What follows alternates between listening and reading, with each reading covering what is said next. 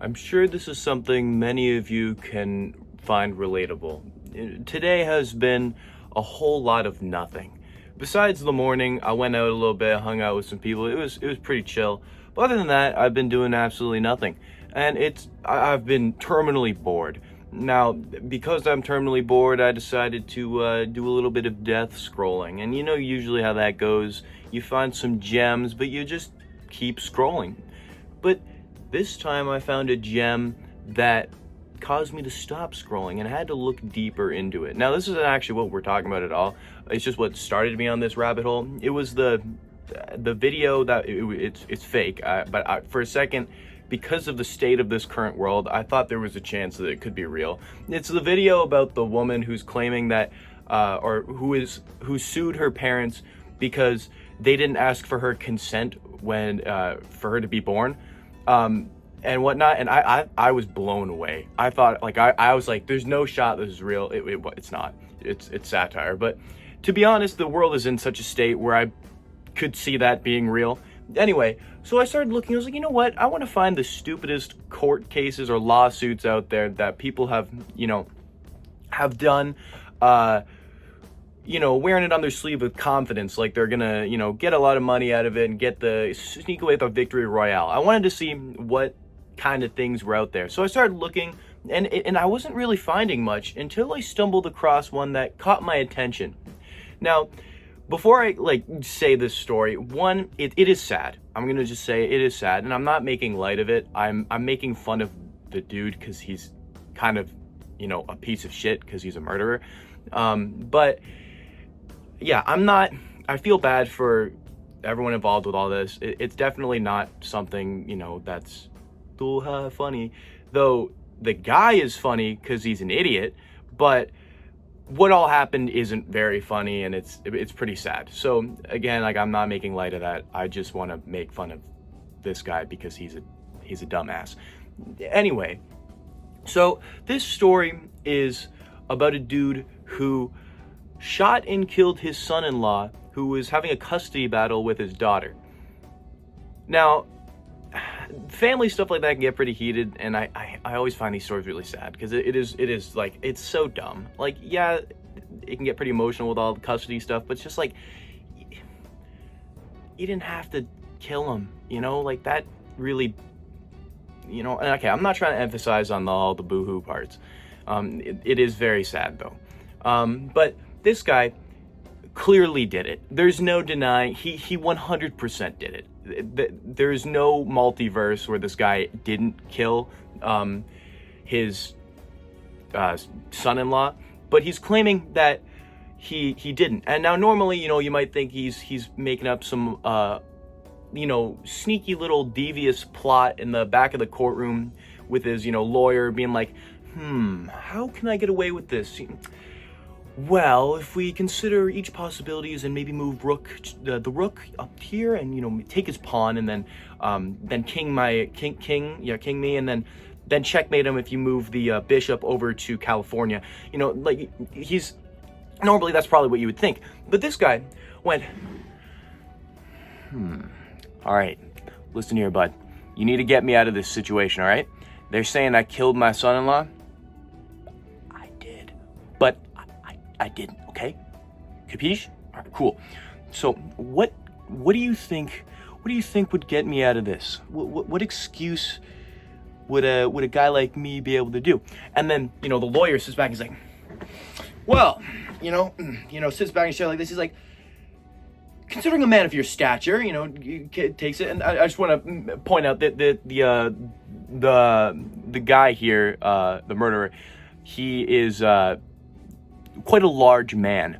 And the lawyer goes, and they make eye contact, and they're like, you think what I'm thinking? They're like, hell yeah. It is unique. It is novel. Edward Yates is sitting in jail this morning. For 5 weeks now, his attorneys have been trying to convince a jury that he doesn't deserve to spend the rest of his life in prison because he never could have committed this murder, they argue. He's simply too large. Now, after that, foolproof point on the slideshow here that he was presenting to the class, honestly, I think they should have just let him free immediately. So before I continue any farther, I want to introduce our, our protagonist here, the one that we're going to be following for the remainder of this story. Obviously, you can't have a good story without introducing your protagonist. So, we got to show him. So, yeah, I'd rather not paint a picture for you. So here you go. For the past 2 days, Edward Yates has been on the witness stand. Did you murder Paul Dunskak? No, I did not. Paul Dunsack was Yates' former son-in-law. He and Yates' daughter were in the midst of a messy custody battle. Dunsack was on the phone with his new fiancée when he was shot. Suddenly he started to scream. He said, oh no, and then he stopped speaking. Prosecutors say Yates executed a commando-style slaying, then jumped in his car and drove 21 hours straight to his mother's home in Louisiana. At the time, Yates weighed 285 pounds. He's 5'8". It also just so happens to be that at the time, Edward looked like Paw Grape from VeggieTales. This is exactly what I would imagine the physical manifestation of Paw Grape would be if he were to come into our world, or, maybe some multiverses collided to bring us Paw Grape in human flesh. I'm sure if you know what I'm talking about, I'm sure you can see the resemblance. In fact, this might even be like a long-lost cousin of like Paw Grape. Who knows? Maybe Paw Grape, after VeggieTales went bankrupt, like escaped and became like a skinwalker, and he started wearing the skin of humans, and this is what he's become. I wouldn't be surprised, honestly. Anyway, now that you've experienced the prologue to this novel, you've been enlightened, you know the lore, we can get into his defense. Bright daylight in August. The fat old man's running, and nobody sees him. Yates' doctor testified that bounding up a set of stairs would have made him short of breath and so shaky he couldn't have accurately fired a gun. And he told the court there's no way Yates could then drive for 21 hours. I would find that very difficult in someone with obstructive sleep apnea who's morbidly obese. I'm not really sure what point they're trying to make here. There's this really cool thing that happens to humans called an adrenaline rush.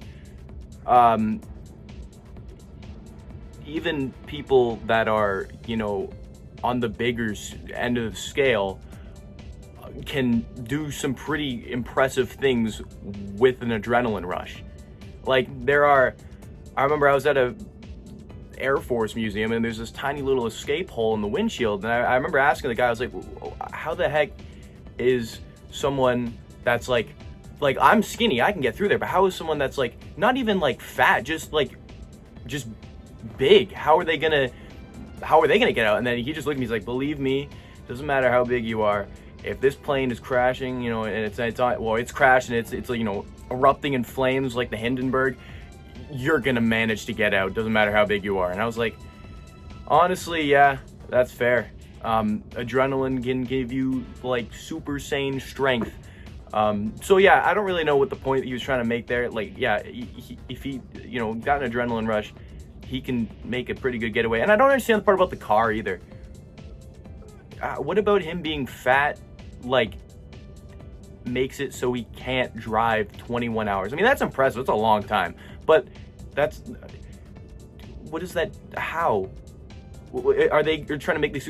Well, Your Honor, actually, my client, he's so fat that his gut, it just eats the steering wheel. He can't actually grip it. It's like, what? No. Nuh-uh. More on this case. So joining us now is the defense attorney in the case, Walter Lesnovich. Morning. Good morning to you. Your client was, he's 5'8". He was 299 pounds when the crime was committed in 2007. As we saw him on the stand. 2006. Okay, was committed in 2006.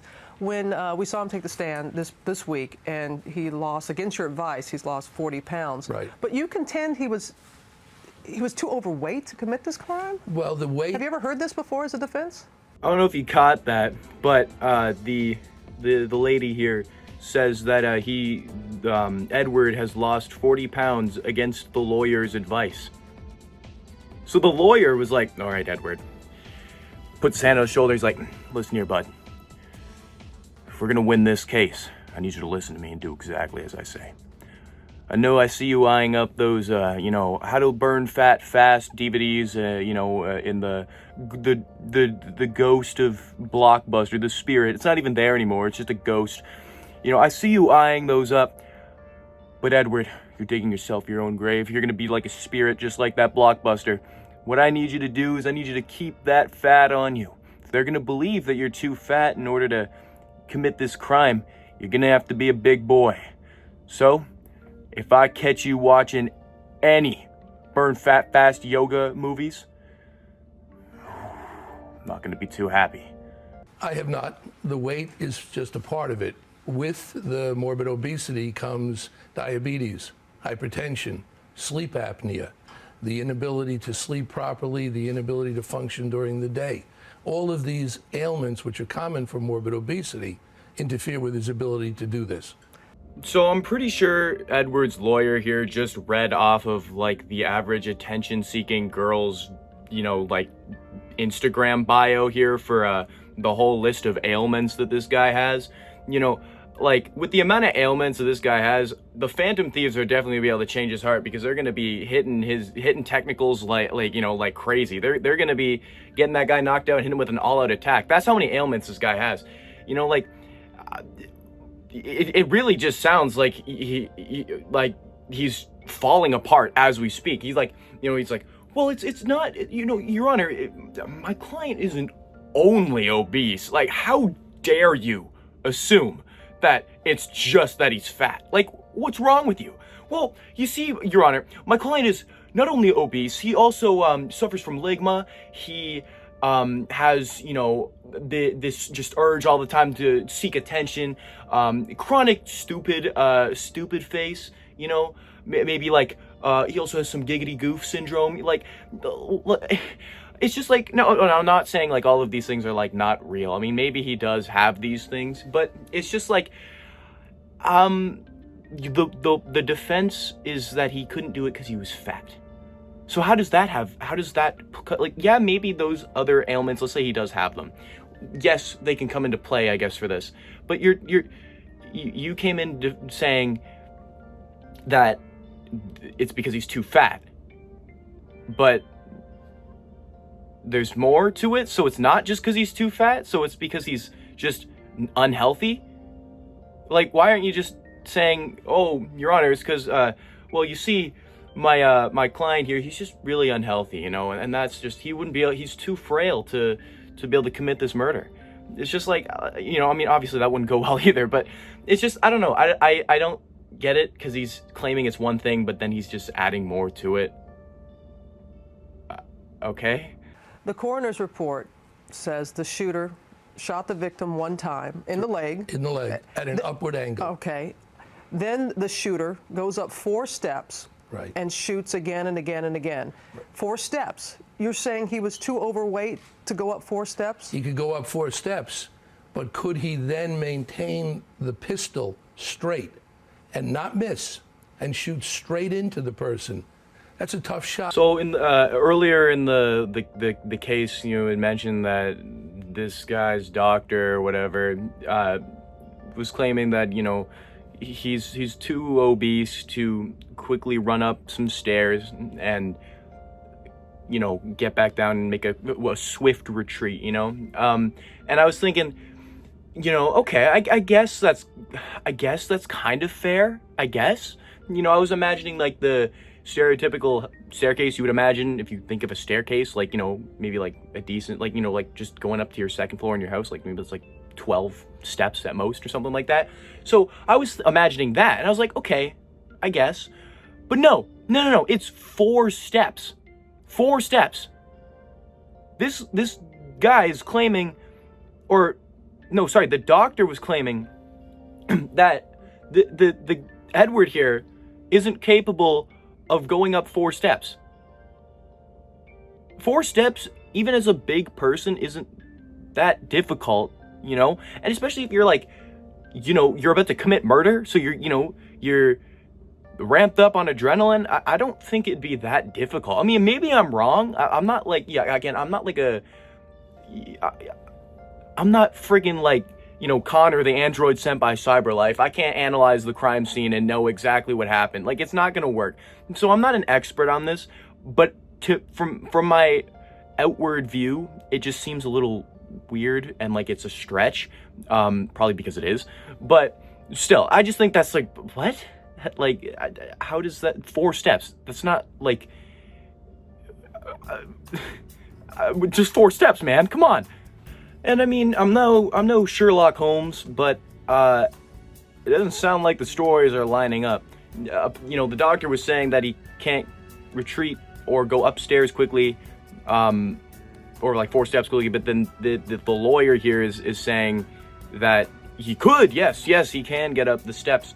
But could he get that bullseye? You know, like, he's like, well, it is a tough shot. In fact, I was actually really impressed when I saw that. I was like, oh wow, you must do those Fortnite aim trainer maps, huh? Yeah, I bet you do.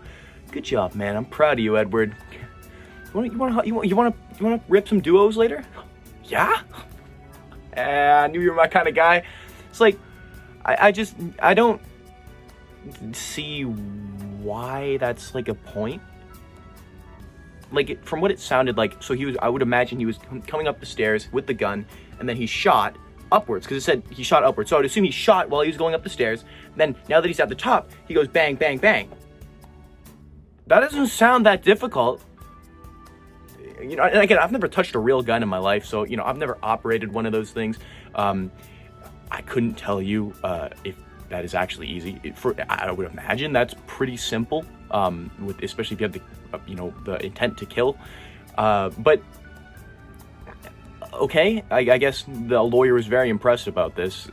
It was more than 4 feet away, no powder burns. All right, but the prosecution, claims he's a former military man, and that he did admit to owning a gun, and he shot a snake at one point. Admitted to shooting a snake, which is, you have to be an accurate shot to be able to do that. It was 6 inches away from the snake. That's nonsense. The snake is nonsense. Now, I got no idea where they pulled that bit of evidence out of. Like, genuinely no idea. I was like, okay, I'm following. You know, he's apparently he dabbled in some military shenanigans, so he knows his way around a gun. He's able to, successfully complete the assassination attempt here, and so I'm like, okay, that makes sense. And then the lady here, and I don't know where this came from, or if it's like, I mean, I guess it's relevant. I guess it doesn't seem relevant, but I would assume it is because they brought it up. They're like, well, actually, Mr. Lawyer, sir, checkmate. He shot a snake. Yep, he shot a snake. Now, I don't know if you've seen a snake before, but those things are pretty slithery. Pretty difficult shot there. You know what I'm saying? And he's just like, well, lady, you're clearly uneducated on the subject. I mean, he shot it from 6 inches away. That's just a free kill at that point. You know, it's just like, what? Where did the snake come from? Like, I don't understand how that's impressive that he shot a snake. It's like, okay, I mean, yeah, I guess it's a difficult shot and all, but like, why are we bringing this up? Cool, I mean, cool flex, but why? Unless, of course, this snake we're referring to is not the animal, but, Snake from Metal Gear. Maybe it's him. Who knows? Maybe Edward here successfully took down Snake himself, just full on executed him, like put the gun to his head and just went, case closed, this is how your justice ends, bang. Like, who knows? Maybe that's what he did. And that's why we're bringing it up. If so, I mean, round of applause to Edward. That's got to take some mad skills. But if not, I don't know why they're bringing up a snake. I really don't. I mean, maybe it was a big snake, but what? And as far as the military, he had 30 years as a computer expert, a Vietnamese language expert.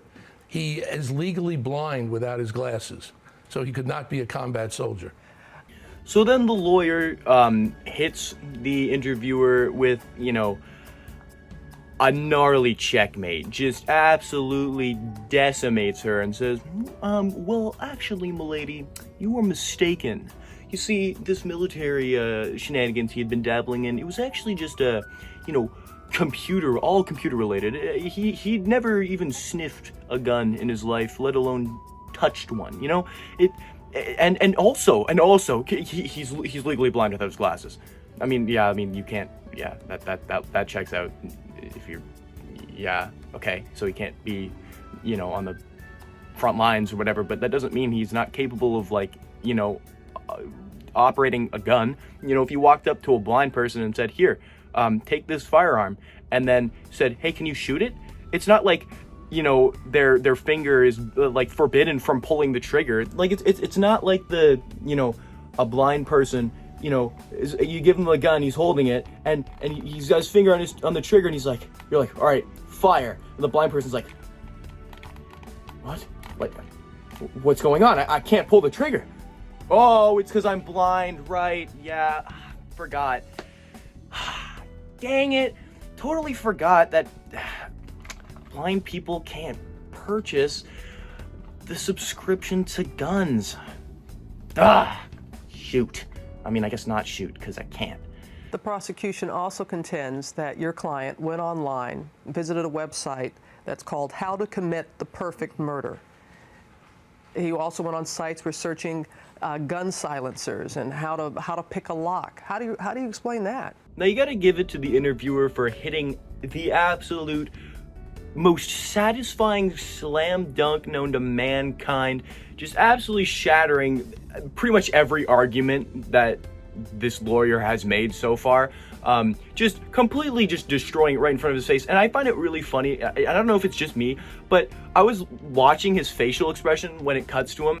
When Edward's search history is being read, it just, like, just looking at the lawyer, you can just see his frown just start sagging. It looks like that anyway. Maybe it's not, but to me it does. And it's just, he's just like, deep inside, he's like, we're cooked. We're cooked. It's over. Like, he just knew he was cooked. It was over. There's no coming back from the absolute all-out attack you just got, dealt.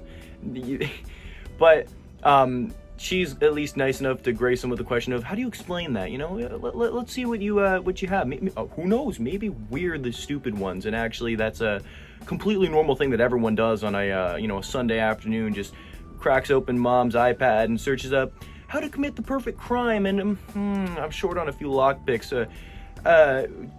Tutorials from Morgana on how to craft lockpicks, and up my proficiency as well. And then on the side, it's a regular occurrence just to be like, darn, I just happened to forget the crafting recipe for a silencer. Let's just crack open the good old Google. Recipe book isn't working. It must be a glitch. They must have just accidentally took out the crafting recipe for the silencer. Let me just look that up. It's like, what? It's all circumstantial evidence. What do you have in your library? What have you looked at on your computer? He also bought a book called How to Build a Nuclear Bomb, but he didn't build one. It's circumstantial evidence. It's his interest, his hobby. He's retired, spends way too much time at the computer. Classic couch potato. Honestly, the lawyer here has a point. I mean, just take a look at your search history. Is it any better? I mean, like, he says that, like, it's just, every retired old man's hobby to be looking up deranged, like, how to get away with murder type things. It's like, he's just like, well, Edward here was just doing his, his Friday Facebook mom group where he was sharing BuzzFeed quizzes on 5 signs that you could be the next Jeffrey Dahmer and get away with it. The last one will shock you. Something like that. It's just like, no, those are not normal. And then he uses the absolute, he thinks it's a slam dunk. He thinks it's a foolproof point. And that's like, well, he also bought a book. This isn't even related to his search history, but I guess I can see why it's connected. He's like, we also bought a book, how to make a nuclear bomb, and well, he didn't make one. Can you beat that, woman? And then he hits him with a gnarly, like, sunglass, puts on the sunglasses, hits like that, and he puts a cigar in his mouth, crosses his arms, like, oh yeah. It's just like, what? No. One, are there actually books out there of how to make a nuclear bomb? Is that a thing? Like, can you just buy a book on how to do that? I mean, I wouldn't be surprised, but is that actually a thing? Like, okay, why? But regardless, that's a whole other ballpark. I don't understand. Like, murder is pretty serious, and nuclear bomb is also a pretty serious thing. But there's a pretty big gap between the two, right? Like, I think on the grand scheme of what an old man is capable of doing, picking up a gun and looking up a few things on Google and then committing a murder is a lot easier for an old man to pull off, and just a normal citizen in general to pull off, than building a friggin' atomic bomb. What kind of point was that? It's just like, okay, this whole thing just doesn't make sense. He's pulling things out of his ass. Like, it's just, it's like this guy just like asked ChatGPT to like make up a defense for this guy, and he's just spitting out all the nonsense that it gave him. It's just like, what? I mean, it's really funny though. It's very amusing to see this guy try and defend Edward here. But I mean, I guess that's just his hobbies. I mean, you know, I also have to add, Mr. Lawyer, sir, you are indeed incorrect. As we established at the start of this video, this guy is not a couch potato. He's not a potato at all. He's a pea. Pa grape. We already established this from VeggieTales. He's not a couch potato, okay? So, if you're going to defend this guy, I want you to get your facts straight, all right? Because you can't be messing things up like that, especially when we got a case about Edward here coming in and killing, you know, Snake himself, and making a getaway with his belly fat, turning the steering wheel. You got to get your facts straight, otherwise we're not going to be able to solve this case. You know, it's just like, it's so weird that he just mentioned that, like calling him a couch potato, like in all seriousness. I just think that's really goofy.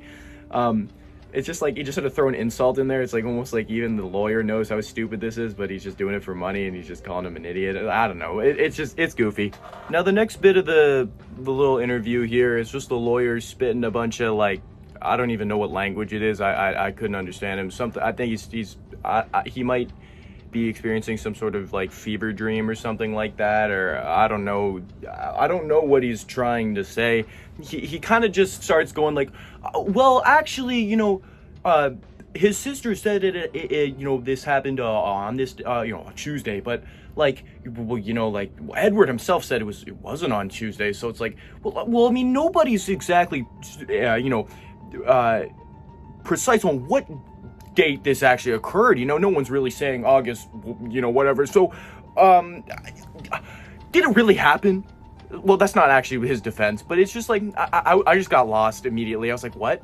Apparently a bunch of people, the stories weren't lining up with the dates, and then I think he tries to be like, well, nobody actually can land on a date and when this happened. So it's like, does it really matter? I don't know. But yeah, the rest of it's just stupid, and it pretty much just ends there. So I'll spare you the rest of it. Yeah, I just saw this and I just thought it was ridiculous. And honestly, the lawyer was probably more funny than the dude that you know, did this himself. Again, we've all established that the dude who killed his son-in-law, he's a piece of shit. He's an absolute scumbag, and yeah, he deserves to be laughed at. But also, honestly, this lawyer kind of does too, because anyone who's defending a pretty clear murderer, even if it's not confirmed, it's pretty obvious he did it. I just think that's like, you know, that's not cool. Like, you know, he's just, but it was quite the spectacle to watch him try and defend this guy. So yeah, that's really it.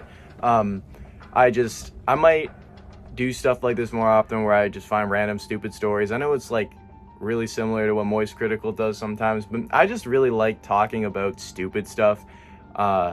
So again, I'm not trying to copy him. I'm just trying to have fun. That's really it.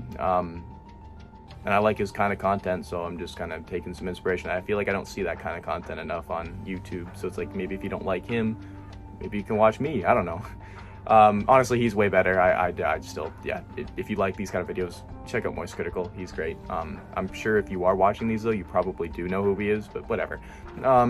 Yeah, that's all I really wanted to say. It was a cool, funny story, but also pretty sad. And yeah, again, I feel really bad for all the people involved in that.